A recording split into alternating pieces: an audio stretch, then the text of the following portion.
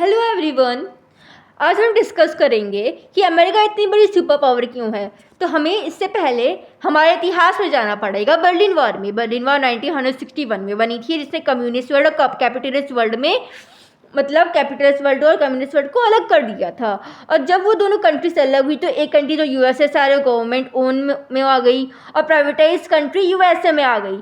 Of course government और अच्छा लगता है कि सबको एम्प्लॉयमेंट मिलेगी, सोशल वेलफेयर क्रिएट होंगे, पर सबसे ज़्यादा करप्शन भी गवर्नमेंट ओन में होता है। इसलिए गवर्नमेंट जो रिफॉर्म्स आया, स्टॉक थेरेपी आई, लेकिन ये सब फेल हो चुकी थी क्योंकि सबसे पहली बात तो यूएसएसआर ने ये सारी रिफॉर्म्स एक्सपेक्ट ही नहीं कर रखे थे। कुछ को लगा ये बहुत धीरे हैं, वो की एक्सपेक्टेशन की तरह मिल नहीं पाए। कुछ लोगों को कहा गया कि इतने ज़्यादा तेज है कि उन्होंने यूएसएसआर का जो पुराना पॉलिटिकल सिस्टम है वो ही तबाह कर दिया। मतलब इतने रैपिड, मतलब आप मान के चल लो कि आपने कहा है कि अभी आप 3 साल के बच्चे हो, लेकिन आपको काम करना है 12 साल के बच्चे की तरह, तो आप कैसे कर लोगे। तो वैसा ही हुआ अचानक से, मतलब उन्होंने प्राइवेटाइज कर दी, आर्म रेस रोक दी, अफगानिस्तान से अपनी ट्रूप्स भी हटा दी। तो इसलिए ये इन सभी कारणों के चक्कर में यूएसएसआर है और डिस्ट्रीग्रेड हो गया 1991 में और अमेरिका सुपर पावर बन गया। इसके क्या क्या कॉन्सिक्वेंसेस हुए आफ्टर द डिस्ट्रीग्रेशन ऑफ यूएसएसआर, क्या क्या रिजल्ट्स हुए। वर्ल्ड यूनिपोलर बन गया। अमेरिका कितनी बड़ी सुपरमेसी है कि आप आज के सिनेरियो से पता लगा लीजिए कि ईरान और इसराइल के बीच वार हो रहा है और कहा जा रहा है इसके पीछे अमेरिका का हाथ है। यानी अमेरिका इनडायरेक्ट या डायरेक्टली पूरे कंट्री को कंट्रोल करता है, जबकि 39 ट्रिलियन डॉलर्स का डेप्ट है उनके ऊपर तब भी। और कहा जाता है कि अगर यूएसए की इकोनॉमी गिरेगी तो पूरी दुनिया में इसका लॉन्ग टर्म इफेक्ट देखने को मिलेगा। इतनी ज़्यादा सुपरमेसी बन चुकी है यूएसए की या अमेरिका की।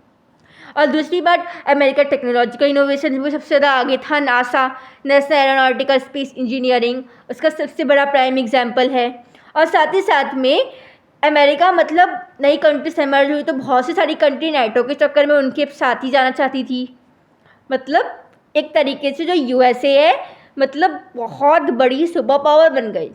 और चलिए बात करते हैं हमारी कंट्री इंडिया की और ईरान इसराइल की इम्पैक्ट्स की। सबसे पहली बात, गैस की शॉर्टेज हो गई और गैस की शॉर्टेज शुरुआत है, याद रखिएगा, गैस की शॉर्टेज शुरुआत है। बाद में पेट्रोल महंगा हो जाएगा, पेट्रोल महंगा होगा तो स्कूल बंद हो जाएंगे। स्कूल बंद क्यों होंगे?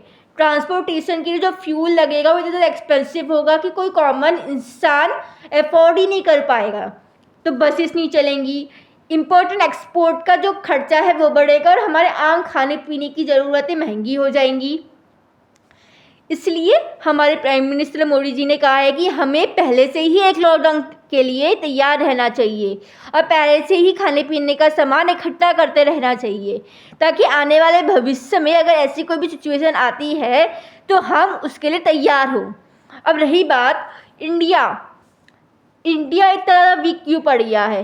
क्योंकि इंडिया में हॉलीवुड, बिग बॉय असम या फिर ले लें महाराष्ट्र, मुंबई हाई में ऑयल की डिपॉजिट्स तो पाए जाते हैं, लेकिन हमारे पास जो ऑयल की डिपॉजिट है वो सेल्फ सस्टेन नहीं है, जितने की कुवैत साइड में है, जितने की अमेरिका, मतलब sorry not America, Kuwait side में तो मैंने बोल दिया, कुवैत में है, सऊदी अरब में है, उतने हमारे पास नहीं है। और एक ऑयल एक ऐसा रिसोर्स है, एक ऐसी रॉ मटेरियल है कि जियो पॉलिटिक्स में वो बहुत इम्पोर्टेंट रोल प्ले करता है।